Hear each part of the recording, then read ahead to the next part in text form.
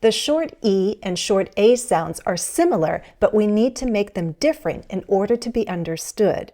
The short E sound is more closed, eh. The short A sound is more open, ah. Our jaw lowers, eh, ah. Which word in the following list does not use a short A sound, ah, but rather uses a short E sound, eh?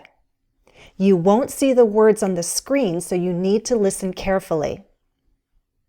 Pat, had, fat, gas, bat, jam, tan, flesh, ham, fast.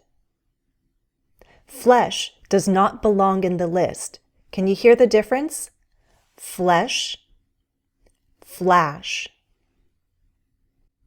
I'll show the list of words. Pause the video and read the words aloud.